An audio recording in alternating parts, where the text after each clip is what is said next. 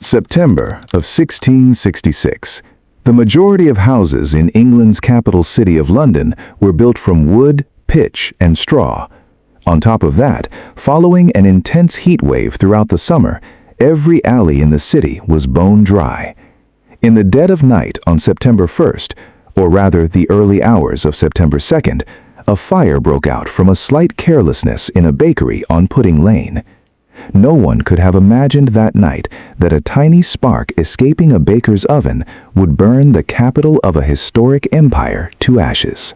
As soon as the wind picked up from that bakery located near London Bridge, the fire quickly caught on to the adjacent wooden houses. There was no modern fire service system at the time. People were merely trying to extinguish the flames by hauling buckets of water from the river, an effort that was utterly futile against that terrifying inferno.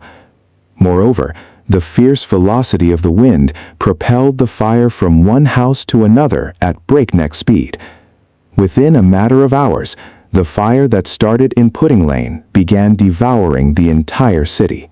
For the next 4 days, the entire city of London turned into a burning furnace.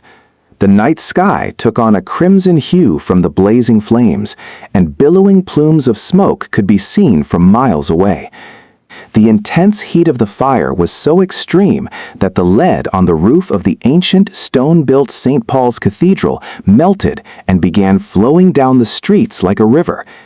Thousands of city dwellers, fleeing for their lives with their valuables, rushed toward the River Thames and sought refuge on boats. Ultimately, by order of the king, the army was brought in to blow up intact houses lying in the fire's path using gunpowder, creating a firebreak to prevent the flames from spreading further. By September 5th, as the winds finally calmed, the fire was brought under control. But by then, the historic heart of London had been completely reduced to ashes.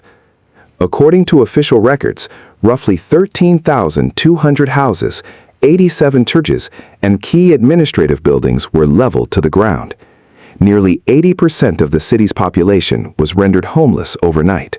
However, this terrifying historical tragedy marked the beginning of a new chapter for London. Under the leadership of the famous contemporary architect Sir Christopher Wren, the entire city was redesigned. In place of wood, a new London was built with brick and stone, featuring modern, wide avenues. The Great Fire of London of 1666 was not merely a path of destruction. It was an undeniable historical event that saw the birth of a modern, world-class metropolis from the ashes of an ancient city.